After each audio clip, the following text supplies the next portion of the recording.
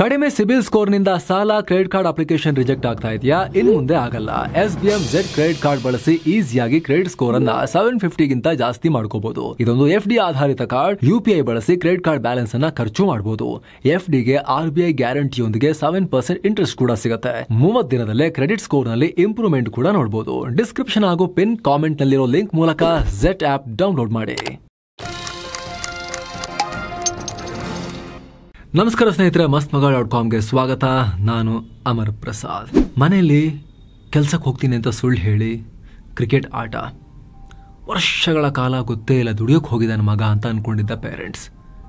IPLನಲ್ಲಿ select ಆಗ್ತಿದ್ದ ಹಾಗೆ ಪೇರೆಂಟ್ಸ್ಗೆ ರೋಮಾಂಚನ. ಆಮೇಲೆ ಸೀದಾ ಬಿಹಾರದಿಂದ ನೇರವಾಗಿ ಬರ್ಮಿಂಗ್ಹ್ಯಾಮ್, ಇಂಗ್ಲೆಂಡ್ನ ಬರ್ಮಿಂಗ್ಹ್ಯಾಮ್ನಲ್ಲಿ ಬೂಮ್ರಾ ಇಲ್ಲ. ಬೂಮ್ರಾ ಬದಲಿಗೆ ರಿಪ್ಲೇಸ್ಮೆಂಟ್ ಆಗಿ ಸಿಕ್ಕ ಅವಕಾಶ. ಅದರಲ್ಲಿ 10 ವಿಕೆಟ್ ತೆಗೆದು, ಒಂದೇ ಮ್ಯಾಚ್ನಲ್ಲಿ 10 ವಿಕೆಟ್ ತೆಗೆದು ಐತಿಹಾಸಿಕ ಸಾಧನೆ. ಆ ಸಾಧನೆ ಮಾಡಿದ್ಮೇಲೆ ಚೆಂಡು ಹಿಡಿದು ಹಿಂಗೆ ತೋರಿಸಿ ಅಕ್ಕನಿಗೆ, ಕ್ಯಾನ್ಸರ್ ಬಂದಿರೋ ಅಕ್ಕನಿಗೆ ತೋರಿಸಿ, ಅಕ್ಕ ಇದು ನಿನಗರ್ಪಣೆ, ಪ್ರತಿ ಎಸೆತ ಕೂಡ ನಿನ್ನ ಮುಖದಲ್ಲಿ ನಗುವನ್ನು ತರಬೇಕು ಅಂತ ಹೇಳಿ ನಾನು ಹಾಕ್ತಾ ಇದ್ದೆ, ಇದು ನಿನಗರ್ಪಣೆ ಅಂತ ಹೇಳಿದ ಆ ಕ್ಷಣ. ಒಂದೇ ಒಂದು ಪಂದ್ಯದ ಮೂಲಕ ಕೋಟ್ಯಂತರ ಭಾರತೀಯರ ಹೃದಯವನ್ನು ಗೆದ್ದಿರೋ, ದಶಕಗಳ ಕನಸನ್ನ ಕಠಿಣ ಪರಿಶ್ರಮದ ಮೂಲಕ ನನಸು ಮಾಡಿಕೊಂಡಿರೋ ಬಿಹಾರದ ಸಸಾರಂ ಅನ್ನೋ ಚಿಕ್ಕ ಹಳ್ಳಿಯ ಹುಡುಗ, ಯಾವುದೇ ರೀತಿಯ ಗಾಡ್ ಫಾದರ್ ಸಪೋರ್ಟ್ ಯಾವುದೂ ಇಲ್ಲದೆ ಮೇಲೆ ಬಂದ ಹುಡುಗ ಆಕಾಶ್ ದೀಪ್ರ ಸ್ಟೋರಿ ಬಗ್ಗೆ ನಾವು ಮಾತನಾಡ್ತಿರೋದು. ಬರ್ಮಿಂಗ್ಹ್ಯಾಮ್ನಲ್ಲಿ ನಡೆದ ಇಂಗ್ಲೆಂಡ್ ವಿರುದ್ಧದ 2ನೇ ಟೆಸ್ಟ್ನಲ್ಲಿ ಭಾರತ 336 ರನ್ಗಳ ಭಾರೀ ಗೆಲುವನ್ನು ದಾಖಲಿಸಿತು. ಈ ಮೂಲಕ 1962 ನಂತರ ಏಷ್ಯಾದ ಟೀಮ್ ಒಂದು ಬರ್ಮಿಂಗ್ಹ್ಯಾಮ್ನಲ್ಲಿ ಫಸ್ಟ್ ಟೈಮ್ ಟೆಸ್ಟ್ ಗೆದ್ದಿರೋ ಖ್ಯಾತಿಗೆ ಭಾರತ ಪಾತ್ರ ಆಗಿದೆ. ಭಾರತ ಜೀವನದಲ್ಲೇ ಯಾವತ್ತೂ ಆ ಗ್ರೌಂಡಲ್ಲಿ ಗೆದ್ದಿರಲಿಲ್ಲ, ಇತಿಹಾಸದಲ್ಲೇ. ನಾಯಕ ಶುಭ್ಮನ್ ಗಿಲ್ರ ಭರ್ಜರಿ ಬ್ಯಾಟಿಂಗ್ ಒಂದು ಕಡೆ ಆದರೆ, ಆಕಾಶ್ ದೀಪ್ ಬೌಲಿಂಗ್ಗೆ ಇಂಗ್ಲೆಂಡ್ ಟೀಮ್ ನಲುಗಿ ಹೋಯಿತು. ಕೆಲವರು ತೋರಿಸ್ತಾ ಇದ್ರು ಅಲ್ಲಿ ಆಕಾಶ್ ದೀಪ್ ಬೌಲಿಂಗ್, ಇಂಗ್ಲೆಂಡ್ ಇನ್ ಡೀಪ್ ಟ್ರಬಲ್ ಅಂತ. ಡೀಪ್ ಅಂತ ಬರುತ್ತಲ್ಲ ಇಂಗ್ಲೀಷಲ್ಲಿ, ಅದನ್ನ ಇಟ್ಕೊಂಡು ಬೂಮ್ರಾ ಇಲ್ಲದ ಟೈಮ್ನಲ್ಲಿ ಘಾತಕ ಬೌಲಿಂಗ್ ಮಾಡಿ ಇದೊಂದು ಟೆಸ್ಟ್ನಲ್ಲಿ ಆಕಾಶ್ ದೀಪ್ 10 ವಿಕೆಟ್ ತಗೊಂಡಿದ್ದಾರೆ. ಅಕ್ಕನಿಗೆ ಅರ್ಪಣೆ ಮಾಡಿದ್ದಾರೆ. ಅಕ್ಕನಿಗೆ ಕ್ಯಾನ್ಸರ್ ಇರೋದು ಗೊತ್ತಾಗಿತ್ತು, ಆದರೂ ಕೂಡ ಭಾರತಕ್ಕಾಗಿ ಆಡಿ ಆ ಗೆಲುವನ್ನು ಅಕ್ಕನಿಗೆ, ನೀನು ಖುಷಿಯಾಗಿರಬೇಕು, ಚೆನ್ನಾಗಿ ರಿಕವರ್ ಆಗಬೇಕು, ಟ್ರೀಟ್ಮೆಂಟ್ ಚೆನ್ನಾಗಿ ಆಗಬೇಕು ನಿಂದು ಅಂತ ಹೇಳಿ ಹಾರೈಸಿದ್ದಾರೆ. ಹಾಗಾದರೆ ಆಕಾಶ್ ದೀಪ್ ಯಾರು? ಭಾರತಕ್ಕೆ ಸ್ವಿಂಗ್ ಬೌಲಿಂಗ್ ಸೆನ್ಸೇಷನ್, ಇನ್ ಸ್ವಿಂಗ್ ಔಟ್ ಸ್ವಿಂಗ್ ಎರಡೂ ಥರ ಸ್ವಿಂಗ್ ಮಾಡೋ, ಡೆಡ್ ಪಿಚ್ನಲ್ಲೂ ಸ್ವಿಂಗ್ ಮಾಡೋ ಈ ಸೆನ್ಸೇಷನ್ ಸಿಕ್ಕಿದ್ದು ಹೇಗೆ? ಈತನ ಕರಾರುವಕ್ಕಾದ ಬೌಲಿಂಗ್ಗೆ ಇಂಗ್ಲೆಂಡ್ ಬೆಚ್ಚಿ ಬಿದ್ದಿದ್ದು ಹೇಗೆ? ಬನ್ನಿ ಕ್ವಿಕ್ ಆಗಿ ನೋಡ್ತಾ ಹೋಗೋಣ. ಕಡೆ ತನಕ ಮಿಸ್ ಮಾಡಿದೆ ನೋಡಿ. Bihar to Birmingham. ಬಾಲ್ಯದಲ್ಲೇ ತಂದೆ ಕಳ್ಕೊಂಡ ಆಕಾಶ್. ಸ್ನೇಹಿತರೆ, ಆಕಾಶ್ ದೀಪ್ ಸಿಂಗ್ ಇಂಗ್ಲೆಂಡ್ನಲ್ಲಿ ಮಿಂಚು ಹರಿಸೋ ಮಟ್ಟಿಗೆ ಬೆಳೆದಿರೋದ್ರ ಹಿಂದೆ ಅಸಾಧಾರಣ ಕಥೆ ಇದೆ.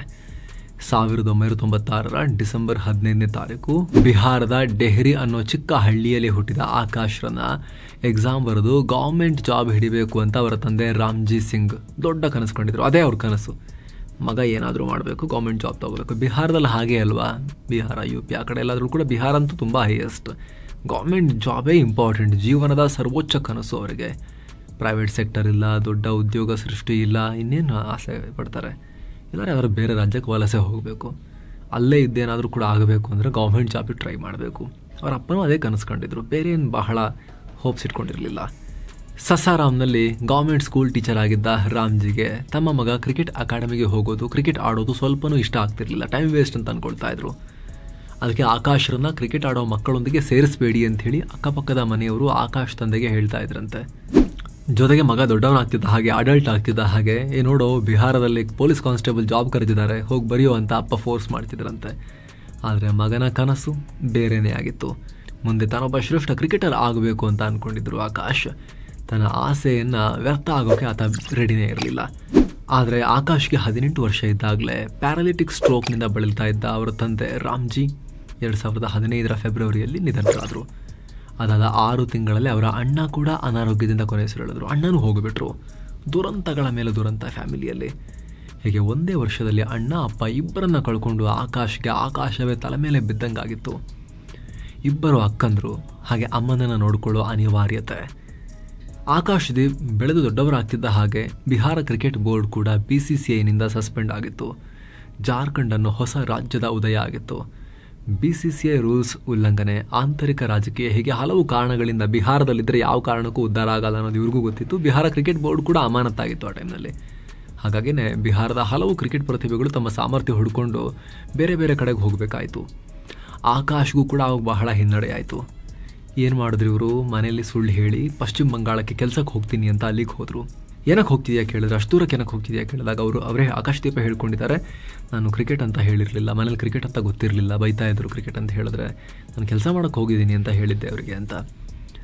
IPL ನನ್ನ ಸೆಲೆಕ್ಷನ್ ಆದಾಗ ಅವಾಗ ಖುಷಿಪಟ್ಟರು, ಅಲ್ಲಿವರೆಗೆ ಹೋದ ನನ್ನ ಮಗ ಕ್ರಿಕೆಟಲ್ಲಿ ಅಷ್ಟು ಬೆಳೆದ್ಬಿಟ್ಟಿದ್ದಾನ ಅಂತ ಅವಾಗ ಗೊತ್ತಾಯ್ತು ಅವರಿಗೆ ಅಂತ. ಕೋಲ್ಕತ್ತಾದಲ್ಲಿ ಅವರ ಕಸಿನ್ ಕೂಡ ಇದ್ದಿದ್ದರಿಂದ ಆಕಾಶ್ ಅವರೊಂದಿಗೆ ಒಂದು ಚಿಕ್ಕ ರೂಮ್ನಲ್ಲಿ ವಾಸ ಮಾಡ್ತಾಯಿದ್ರು. ಅಲ್ಲಿಂದ ಕ್ಲಬ್ ಕ್ರಿಕೆಟ್ ಆಡೋಕ್ಕೆ ಶುರು ಮಾಡಿದ್ರು. ಆರಂಭದಲ್ಲಿ ಬ್ಯಾಟ್ಸ್ಮನ್ ಆಗಿ ಆಡ್ತಾ ಇದ್ದ ಆಕಾಶ್ಗೆ ನೀನು ಬೌಲಿಂಗೇ ಚೆನ್ನಾಗಿ ಮಾಡ್ತೀಯ, ಅದರ ಕಡೆ ಫೋಕಸ್ ಮಾಡು ಅಂತ ಹೇಳಲಾಯಿತು. ಕೋಚ್ ಮಾತು ಕೇಳಿದ ಆಕಾಶ್ ಡೀಪ್ ಆಗಿ ಬೌಲಿಂಗ್ನಲ್ಲಿ ಫೋಕಸ್ ಮಾಡಿದ್ರು. ಸಕ್ಸಸ್ ಕೂಡ ಕಂಡ್ರು. ಮುಂದೆ ಜಿಲ್ಲಾ ಮಟ್ಟದ ಟೆನ್ನಿಸ್ ಕ್ರಿಕೆಟ್ ಆಡಿ ಪ್ರತಿದಿನಕ್ಕೆ 6,000 ರೂಪಾಯಿ ಗಳಿಸಿದ್ರು. ಒಂದೇ ತಿಂಗಳಲ್ಲಿ 20,000 ಸಂಪಾದಿಸಿ ಒಂದಷ್ಟು ಹಣವನ್ನು ಕೂಡ ಮಾಡಿಕೊಂಡ್ರು. ಸೊ ಮನೇಲಿ ದುಡಿತಾ ಇದ್ದೀನಿ ಅಂತ ಹೇಳಿ ದುಡ್ಡಿಲ್ಲ, ಏನಿಲ್ಲ, ಆ ರೀತಿ ಪರಿಸ್ಥಿತಿ ಇರಲಿಲ್ಲ. ಕ್ರಿಕೆಟರ್ಸ್ ಇವತ್ತು ಕೂಡ ಹಳ್ಳಿ ಕಡೆನೂ ನೋಡಿ, ಬೇಕಾದ್ರೆ ನೀವು ತುಂಬ ಚೆನ್ನಾಗಿ ಆಡೋರು ಇದ್ದರೆ ಅಕ್ಕಪಕ್ಕದ ಹಳ್ಳಿಗಳಿಂದ ಬಂದು ಬಸ್ ಚಾರ್ಜ್ ಕೊಟ್ಟು ಅಥವಾ ಕಾರ್ ಮಾಡ್ಕೊಂಬಂದು ಕರ್ಕೊಂಡು ಹೋಗ್ತಾರೆ. ಲಾಸ್ಟಿಗೆ ಮನೆಗೆ ಹೋಗ್ಬೇಕಾದ್ರೆ 5,000 ರೂಪಾಯಿ ಕೊಟ್ಟು ಕಳಿಸ್ತಾರೆ. ಬಿಗ್ ಟೂರ್ನಿಮೆಂಟಲ್ಲಿ ಆಡೋಕ್ಕೆ ಹೋಗುವಂಥ ಹಳ್ಳಿ ಟೀಮ್ಗಳು ಕೂಡ. ಅಂಥದ್ರಲ್ಲಿ ಇವರು ಕೋಲ್ಕತ್ತಾದಲ್ಲಿ ನಗರದಲ್ಲಿದ್ದರು. ಅಲ್ಲಿನೂ ದೊಡ್ಡ ಮಟ್ಟಿಗೆ ನಡೆಯುತ್ತೆ ದುಡ್ಡಿನ ಮ್ಯಾಚ್ಗಳು. ಹೀಗೆ ಆಡ್ತಾಯಿದ್ರು, ಹಣನೂ ಗಳಿಸ್ತಾಯಿದ್ರು. ಸಣ್ಣ ಲೆವೆಲ್ನಲ್ಲಿ ಕ್ರಿಕೆಟರ್ ಆಗಿದ್ದರು. ಮುಂದೆ ಬಂಗಾಳ ಕ್ರಿಕೆಟ್ ಅಸೋಸಿಯೇಷನ್ನ ಫಸ್ಟ್ ಡಿವಿಷನ್ ಲೀಗ್ನಲ್ಲಿ ಯುನೈಟೆಡ್ ಕ್ಲಬ್ ಸೇರಿಕೊಂಡ್ರು. ಅಲ್ಲಿವರೆಗೆ ತಲುಪಿತ್ತು ಇವ್ರ ಹೆಸರಷ್ಟೊತ್ತಿಗೆ. ಆಗ ಬಂಗಾಳದ ಮಾಜಿ ವೇಗಿ ರಾಣಬೇದ್ ಬೋಸ್ ಅವರ ವಿಷನ್ 2020 ಅನ್ನೋ ಪ್ರೋಗ್ರಾಮ್ ಅಡಿಯಲ್ಲಿ ತಮ್ಮ ಬೌಲಿಂಗ್ ಶಕ್ತಿಯನ್ನು ತೋರಿಸಿ ಅದೇ ವರ್ಷ ಬಂಗಾಳದ ಅಂಡರ್-23 ಟೀಮ್ಗೂ ಸೆಲೆಕ್ಟ್ ಆದರು. ಎಲ್ಲ ಓಕೆ, ಚೆನ್ನಾಗಿ ಆಗ್ತಿದೆ ಅನ್ನುವಷ್ಟರಲ್ಲಿ ಅವರಿಗೆ ಬೆನ್ನು ನೋವು ಕಾಣಿಸ್ಕೊಳ್ತು. ಆದರೆ ಅವರಿಗೆ ಕೋಚ್ ಸೌರಶಿಶ್ ಲಹರಿ ತುಂಬ ಸಪೋರ್ಟ್ ಮಾಡಿ ಗಾಯದ ಸಮಸ್ಯೆಯಿಂದ ಹೊರಬರೋಕೆ ಹೆಲ್ಪ್ ಮಾಡಿದ್ರು. ಹೀಗಾಗಿ 2019ರಲ್ಲಿ ಆಕಾಶ್ ದೀಪ್ ಮೊದಲ ರಣಜಿ ಪಂದ್ಯ ಆಡಿದ್ರು. ಆಂಧ್ರ ಪ್ರದೇಶ ವಿರುದ್ಧ ಮೊದಲ ಇನ್ನಿಂಗ್ಸ್ 15 ಓವರ್ ಬೌಲಿಂಗ್ ಮಾಡಿ 3 ಇಂಪಾರ್ಟೆಂಟ್ ವಿಕೆಟ್ ಉರುಳಿಸಿದ್ರು. ಆ ಪಂದ್ಯದಲ್ಲೇ ಒಟ್ಟು 99 ರನ್ ಕೊಟ್ಟು 4 ವಿಕೆಟ್ ಪಡೆದು ಟ್ಯಾಲೆಂಟೆಡ್ ವೇಗಿ ಅನ್ನೋದನ್ನು ಪ್ರೂವ್ ಮಾಡಿದ್ರು. ಮುಂದೆ ಬಂಗಾಳ ತಂಡದ ರೆಗ್ಯುಲರ್ ಪೇಸರ್ ಆದರು. 2019-20ರಲ್ಲಿ ಆಡಿದ 9 ಮ್ಯಾಚ್ಗಳಲ್ಲಿ 35 ವಿಕೆಟ್ ಪಡೆದ್ರು. ಅದೇ ವರ್ಷ ಬಂಗಾಳ ರಣಜಿ ಫೈನಲ್ಗೂ ಹೋಗಿತ್ತು. ಆದರೆ ದುರದೃಷ್ಟವಶಾತ್ ಸೌರಾಷ್ಟ್ರ ವಿರುದ್ಧ ಸೋಲ್ತು. ಆದರೂ ಆಕಾಶ್ ಮಾತ್ರ ಇಂಪ್ರೆಸಿವ್ ಬೌಲರ್ ಅಂತ ನೋಟೆಡ್ ಆದರು ಕ್ರಿಕೆಟ್ ಸರ್ಕಲ್ಸ್ನಲ್ಲಿ, ನ್ಯಾಷನಲ್ ಲೆವೆಲ್ನಲ್ಲಿ. ಇನ್ನು ಮುಂದೆ ಆಕಾಶ್ಗೆ IPLನಲ್ಲೂ ಆಡೋ ಅವಕಾಶ ಬಂತು. ಅಲ್ಲಿಗೆ ಹೋದ್ಮೇಲೆ RCB ತಂಡವೇ 2022ರ IPL ಆಕ್ಷನ್ನಲ್ಲಿ ಆಕಾಶ್ ದೀಪ್ರನ್ನ 20 ಲಕ್ಷಕ್ಕೆ ತಗೊಂಡಿತ್ತು. ಆ ವರ್ಷ ಒಟ್ಟು 5 ಪಂದ್ಯ ಆಡಿದ ಆಕಾಶ್ ದೀಪ್ 5 ವಿಕೆಟ್ ತಗೊಂಡ್ರು. ಪೇಸ್ ಆ್ಯಂಡ್ ಅಗ್ರೆಷನ್ ತೋರಿಸಿದ್ರು ಕೂಡ ಹೊಡಿ ಬಟಿ ಆಟದಲ್ಲಿ IPLನಲ್ಲಿ ಸ್ವಲ್ಪ ಬ್ಯಾಟರ್ಗಳಿಂದ ಹೊಡೆಸ್ಕೊಂಡ್ರು, ಜಾಸ್ತಿ ರನ್ ಬಿಟ್ಕೊಟ್ರು.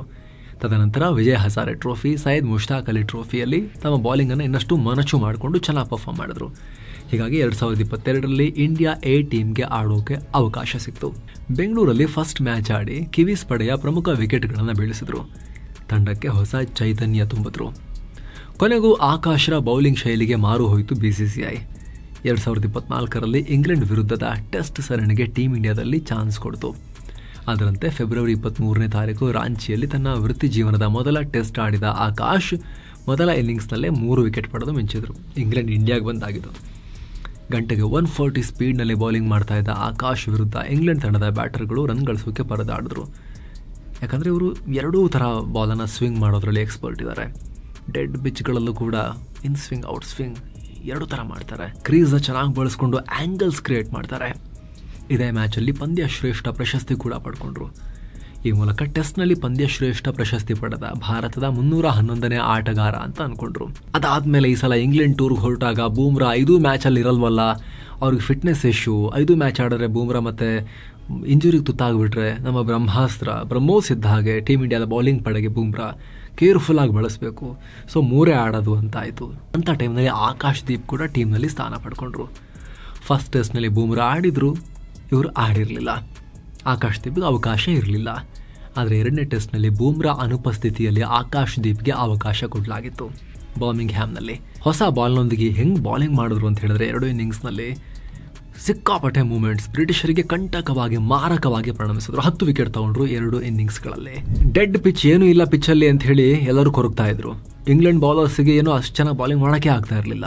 ನಮ್ಮ ಬೌಲರ್ಸ್ ತುಂಬ ಚೆನ್ನಾಗಿ ಬೌಲಿಂಗ್ ಮಾಡ್ತಿದ್ರು. ಆಕಾಶ್ದೀಪ್ ಅಂತೂ ಇನ್ ಸ್ವಿಂಗ್ ಔಟ್ ಸ್ವಿಂಗ್ ಆಗಲೇ ಹೇಳಿದಾಗೆ ಚೆನ್ನಾಗಿ ಮಾಡ್ತಾ ಇದ್ರು. ಇನ್ನೊಂದು ಇಂಪಾರ್ಟೆಂಟ್ ಪಾಯಿಂಟ್ ಏನಂದರೆ ಭಾರತದಲ್ಲಿ ಡೆಡ್ ಪಿಚ್ಗಳೇ ಜಾಸ್ತಿ, ಬೌಲರ್ಗಳಿಗಂತ ಹೆಲ್ಪ್ ಸಿಗಲ್ಲ. ಅದರಲ್ಲೂ ಕೂಡ ಈಸ್ಟ್ನಲ್ಲಿ ಬೆಂಗಾಲ್, ವಿಹಾರ ಆ ಕಡೆ ಎಲ್ಲ ಏನಿಲ್ಲ, ಬೌಲರ್ಗಳಿಗೇನು ಬೆನಿಫಿಟೇ ಸಿಗಲ್ಲ ಬೌಲಿಂಗ್ ಮಾಡಿದಾಗ. ಅಂಥ ಪಿಚ್ಗಳಲ್ಲಿ ಶಕ್ತಿ ಮೀರಿ ಪ್ರಯತ್ನ ಪಡಬೇಕಾಗತ್ತೆ. ಬೌಲರ್ಸ್ ಸ್ವಲ್ಪ ಮುಂದಕ್ಕೇ ಬೌಲ್ ಹಾಕಿ ಸ್ಟಂಪ್ಸ್ನ ಟಾರ್ಗೆಟ್ ಮಾಡಿ ಬೌಲಿಂಗ್ ಮಾಡಬೇಕಾಗತ್ತೆ. ಅದರಲ್ಲೇ ಸ್ವಿಂಗ್ ಮಾಡೋಕ್ಕೆ ಪ್ರಯತ್ನ ಪಡಬೇಕಾಗತ್ತೆ. ಅದು ಎಕ್ಸ್ಪೀರಿಯನ್ಸ್ ಇದ್ದಿದ್ದರಿಂದ ಇವರಿಗೆ ಇಂಗ್ಲೆಂಡ್ನ ಡೆಡ್ ಪಿಚ್ಗಳಲ್ಲೂ ಎಫೆಕ್ಟಿವ್ ಆಗಿ ಬೌಲಿಂಗ್ ಮಾಡೋಕ್ಕೆ ಸಾಧ್ಯ ಆಯಿತು. ಜೊತೆಗೆ ಸಿಕ್ಕಿದ ಒಂದು ಚಾನ್ಸ್ ಯಾವ ಕಾರಣಕ್ಕೂ ಬಿಡಬಾರ್ದು, ಪ್ರೂವ್ ಮಾಡಿ ತೋರಿಸಲೇಬೇಕು ಅಂತ ಹಠ ಕಟ್ಟಿ ಬೌಲಿಂಗ್ ಮಾಡಿದ್ರು. ವಿಕೆಟ್ ಮೇಲೆ ವಿಕೆಟ್ ಬಿದ್ದಾಗ ಅವರೊಂದು ಎಕ್ಸ್ಪ್ರೆಷನ್ ಇತ್ತು, ಅಲ್ಲಿ ಸೆಲೆಬ್ರೇಷನ್ ಇತ್ತು. ಚೆಸ್ಟ್ಗೆ ಹಿಂಗೆ ತಟ್ಕೊಂಡು ಹಿಂಗೆ ತೋರಿಸಿದ್ರು ಅವ್ರ ಕೆಳಗೆ. ಅಂದರೆ I am here to stay ಅಂತ. ಒಂದು ಮ್ಯಾಚ್ ಆಡಿ ಹೋಗೋಕೆ ರಿಪ್ಲೇಸ್ಮೆಂಟ್ ಅಲ್ಲ, ನಾನು ಇರ್ತೀನಿ, ಇನ್ನು ಬಹಳ ಟೈಮ್ ಚೆನ್ನಾಗಿ ಆಡ್ತೀನಿ ನಾನು ಅನ್ನೋದನ್ನು ಆ ಒಂದು ಸಂದೇಶವನ್ನು ರವಾನೆ ಮಾಡಿದ್ರು. ಸೊ ಈಗ ನೆಕ್ಸ್ಟ್ ಟೆಸ್ಟ್ ಲಾರ್ಡ್ಸ್ನಲ್ಲಿದೆ. ಕ್ರಿಕೆಟ್ ಕಾಶಿ ಅಂತ ಕರೀತಾರೆ ಲಾರ್ಡ್ಸ್ನ. ಅಲ್ಲಿ ಆಡೋ ಅವಕಾಶ ಗ್ಯಾರಂಟಿ ಸಿಗುತ್ತೆ. ಆಕಾಶ್ದೀಪ್ನ ಹೆಂಗೆ ಡ್ರಾಪ್ ಮಾಡ್ತಾರೆ?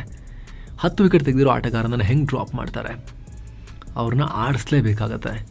ಹಾಗಂತ ಪ್ರಸಿದ್ಧ ಕೃಷ್ಣರನ್ನು ಡ್ರಾಪ್ ಮಾಡ್ತಾರಾ? ಗೊತ್ತಿಲ್ಲ. ಪ್ರಸಿದ್ಧ ಕೃಷ್ಣ ಫಸ್ಟ್ ಟೆಸ್ಟ್ನಲ್ಲಿ ಸ್ಟ್ರಗಲ್ ಮಾಡಿದ್ರು, ಆದರೆ ಸೆಕೆಂಡ್ ಟೆಸ್ಟ್ನಲ್ಲಿ ವಿಕೆಟ್ ತಗೊಳ್ಳೋಕ್ಕಾಗಿಲ್ಲ ಅಂದರೂ ಕೂಡ ಎಫೆಕ್ಟಿವ್ ಬೌಲಿಂಗ್ ಪ್ರಸಿದ್ಧ ಕೃಷ್ಣ ಕೂಡ ಮಾಡಿದ್ದಾರೆ. ಕ್ಯಾಪ್ಟನ್ ಶುಭ್ಮನ್ ಗಿಲ್ ಕೂಡ ಅದನ್ನೇ ಹೇಳಿದ್ದಾರೆ. ಎಲ್ಲರೂ ನೋಡಿದವರು ಕೂಡ ಅದನ್ನು ಅಬ್ಸರ್ವ್ ಮಾಡಿದ್ದಾರೆ. ಚೆನ್ನಾಗಿ ಬೌಲಿಂಗ್ ಮಾಡಿದ್ದಾರೆ ಪ್ರಸಿದ್ಧ ಕೃಷ್ಣ. ವಿಕೆಟ್ ಸಿಗಲಿಲ್ಲ ಅಷ್ಟೇ. ಸಿರಾಜ್ ಮತ್ತು ಆಕಾಶ್ದೀಪೆ ಫುಲ್ ಕ್ಲೀನ್ ಮಾಡಿಬಿಟ್ರೆ ವಿಕೆಟ್ಗಳನ್ನು. ಪ್ರಸಿದ್ಧ ಕೃಷ್ಣಗೆ ಚಾನ್ಸೂ ಸಿಗಲಿಲ್ಲ. ಬಟ್ ಟೈಟ್ ಬೌಲಿಂಗ್ ಮಾಡಿ ಇನ್ನೊಂದು ಎಂಡ್ನಿಂದ ರನ್ ಹೋಗದಿರೋ ಥರ ಅವ್ರು ನೋಡ್ಕೊಂಡಿದ್ದಾರೆ. ಹೀಗಾಗಿ ಟೀಮ್ ಇಂಡಿಯಾ ಏನು ಮಾಡುತ್ತೆ ಅನ್ನೋ ಕುತೂಹಲ ಇದೆ. ಲಾರ್ಡ್ಸ್ನಲ್ಲಿ ಬೂಮ್ರಾ ಬರ್ತಿರೋ ಟೈಮ್ನಲ್ಲಿ ಪ್ರಸಿದ್ಧ ಕೃಷ್ಣರನ್ನು ಉಳಿಸ್ಕೊಂಡು ಆಕಾಶ್ದೀಪ್ರನ್ನ ಕೂಡ ಉಳಿಸ್ಕೊಂಡು ಅಷ್ಟೊಂದೇನು ಬ್ಯಾಟಿಂಗ್ನಲ್ಲೂ ಇಲ್ಲ, ಬೌಲಿಂಗ್ನಲ್ಲೂ ಇಲ್ಲ, ಫೀಲ್ಡಿಂಗ್ ಕೂಡ ಓಕೆ ಮಾಡಿದಂತಹ ರೆಡ್ಡಿ, ನಿತೀಶ್ ಕುಮಾರ್ ರೆಡ್ಡಿ ಅವರನ್ನೇ ಡ್ರಾಪ್ ಮಾಡ್ಬೋದಾ? ಯಾಕಂದರೆ ಬ್ಯಾಟಿಂಗ್ ಡೆಪ್ತ್ ಬೇಕಾಗಿತ್ತು. ಜಡೇಜಾ ಈಗ ಚೆನ್ನಾಗಿ ಫ್ಲೋಗೆ ಬಂದಿದ್ದಾರೆ ಬ್ಯಾಟಿಂಗ್ಗೆ. ವಾಷಿಂಗ್ಟನ್ ಸುಂದರ್ ಕೂಡ ಒಳ್ಳೆ ಫ್ಲೋನಲ್ಲಿ ಬ್ಯಾಟಿಂಗ್ ಮಾಡಿದ್ದಾರೆ. ಸಫಿಷಿಯೆಂಟ್ ಡೆಪ್ತ್ ಇದೆ ಅಂತ ಹೇಳಿ ಅವ್ರನ್ನೇ ಡ್ರಾಪ್ ಮಾಡಿ ಇನ್ನೊಂದು ಫುಲ್ ಟೈಮ್ ಬೌಲರ್ಗೆ ಅವಕಾಶ ಸಿಗ್ಬೋದಾ? ಈ ರೀತಿ ಪ್ರಶ್ನೆಗಳಿದೆ, ನೋಡಬೇಕು. ಚೆನ್ನಾಗಿ ಆಡಲಿ ಆಕಾಶ್ದೀಪ್, ಲಾರ್ಡ್ಸ್ನಲ್ಲೂ ಕೂಡ ಆರ್ಭಟಿಸಲಿ ಅಂತ ನಾವು ಕೂಡ ಆಶಿಸೋಣ. ಇವರ ಅಕ್ಕ ಆಗಲೇ ಹೇಳಿದ ಹಾಗೆ ಜ್ಯೋತಿ ಸಿಂಗ್ ಕ್ಯಾನ್ಸರ್ ಇದೆ ಸ್ನೇಹಿತರೆ. ಇಂಗ್ಲೆಂಡ್ ಟೂರ್ಗೆ ಬಹಳ ದುಃಖದ ಮನಸ್ಸಿನಿಂದಲೇ ಅವರು ಹೊರಟಿದ್ರು. ಖುದ್ದು ಜ್ಯೋತಿ ಕೂಡ ಇದ್ರ ಬಗ್ಗೆ ಹೇಳ್ಕೊಂಡಿದ್ದಾರೆ. ಆಕಾಶ್ದೀಪ್ ಇಂಗ್ಲೆಂಡ್ ಫ್ಲೈಟ್ ಹತ್ತುವಾಗ ನಾವೆಲ್ಲ ಏರ್ಪೋರ್ಟ್ನಲ್ಲಿ ಮೀಟ್ ಮಾಡಿದ್ವಿ. ಆಗ ನಾನು ಅವನಿಗೆ ನನ್ನ ಬಗ್ಗೆ ಚಿಂತೆ ಮಾಡಬೇಡ, ನೀನು ಚೆನ್ನಾಗಿ ಆಡು ಅಂತ ಹೇಳಿದೆ. ದೇಶಕ್ಕಾಗಿ ಆಡು. ಕ್ಯಾನ್ಸರ್ ಈಗ 3rd ಸ್ಟೇಜ್ನಲ್ಲಿದೆ. ಡಾಕ್ಟರ್ ಇನ್ನೂ 6 ತಿಂಗಳು ಟ್ರೀಟ್ಮೆಂಟ್ ತಗೊಳ್ಳೋಕೆ ಹೇಳಿದ್ದಾರೆ. ಮುಂದೇನಾಗುತ್ತೋ ನೋಡೋಣ ಅಂತ ಜ್ಯೋತಿ ಹೇಳಿದ್ದಾರೆ. ಏನೋ ಮ್ಯಾಚ್ ನಡೀತಾ ಇದ್ದಾಗ ಪ್ರತಿದಿನ ನಮಗೆ ವಿಡಿಯೋ ಕಾಲ್ ಮಾಡಿ, ನಾನು ನಿನಗಾಗಿ ಹಾಗೂ ದೇಶಕ್ಕಾಗಿ ಇದೆಲ್ಲ ಮಾಡ್ತಾ ಇದ್ದೀನಿ, ಆ ವಿಕೆಟೆಲ್ಲ ನಿನಗಾಗಿಯೇ ತೆಗೆದೆ ನೋಡು, ನಿನಗೆ ಅರ್ಪಿಸ್ತಾ ಇದ್ದೀನಿ ಅಂತ ಹೇಳಿದ್ರು. ನನ್ನ ಬಳಿ ಇರೋದೆಲ್ಲ ನಿನಗೆ ಅಂತ ಹೇಳಿದ್ರು ಅಂತ ಜ್ಯೋತಿ ಕೂಡ ಹೇಳ್ಕೊಂಡಿದ್ದಾರೆ. ಆಕಾಶ್ದೀಪ್ ಕೂಡ ಹೇಳ್ಕೊಂಡಿದ್ದಾರೆ. ಏನೋ ಈವರೆಗೆ ಭಾರತದ ಪರವಾಗಿ 8 ಟೆಸ್ಟ್ ಆಡಿರೋ ಆಕಾಶ್ದೀಪ್ 25 ವಿಕೆಟ್ ಪಡ್ಕೊಂಡಿದ್ದಾರೆ. ಬೌಲಿಂಗ್ ಎಕಾನಮಿ 3.8 ಇದೆ. IPLನಲ್ಲಿ ಇದುವರೆಗೆ 14 ಪಂದ್ಯ ಆಡಿರೋ ಆಕಾಶ್ದೀಪ್ 10 ವಿಕೆಟ್ ಪಡ್ಕೊಂಡಿದ್ದಾರೆ. 2025ರ IPL ಆಕ್ಷನ್ನಲ್ಲಿ 8 ಕೋಟಿಗೆ ಲಕ್ನೋ ಟೀಮ್ನ ಪಾಲಾಗಿ ಸದ್ಯ ಅದೇ ಟೀಮ್ನ ಪ್ರಮುಖ ಬೌಲರ್ ಆಗಿದ್ದಾರೆ. ಟೀಮ್ ಇಂಡಿಯಾದ ಪ್ರಮುಖ ಬೌಲರ್ ಕೂಡ ಆಗ್ತಾ ಇದ್ದಾರೆ. ಒಂದೇ ಮ್ಯಾಚ್ನಲ್ಲಿ ಸೆನ್ಸೇಷನ್ ಕ್ರಿಯೇಟ್ ಮಾಡಿದ್ದಾರೆ. ಕಷ್ಟಪಟ್ಟು ಮೇಲೆ ಬಂದಿರೋ, ಯಾವುದೇ ಕ್ರಿಕೆಟಿಂಗ್ ಹಿನ್ನೆಲೆ ಇಲ್ಲದೆ ಕಷ್ಟಪಟ್ಟು ಮೇಲೆ ಬಂದಿರೋ ಇಂಥ ಆಟಗಾರರಿಗೆ ಒಳ್ಳೆಯದಾಗಲಿ, ಇಂಥ ಮತ್ತಷ್ಟು ಟ್ಯಾಲೆಂಟ್ ಬರೋಕ್ಕೆ ಸ್ಫೂರ್ತಿ ಆಗಲಿ ಅಂತ ಆಶಿಸೋಣ. ಅವರ ಅಕ್ಕನೂ ಚೆನ್ನಾಗಿ ಗುಣಮುಖರಾಗಲಿ, ಬೇಗ ಟ್ರೀಟ್ಮೆಂಟ್ ಚೆನ್ನಾಗಾಗಲಿ ಅಂತ ಆಶಿಸೋಣ. ಮತ್ತೆ ಭೇಟಿ ಆಗ್ತಿರೋಣ. ನಮಸ್ತೆ.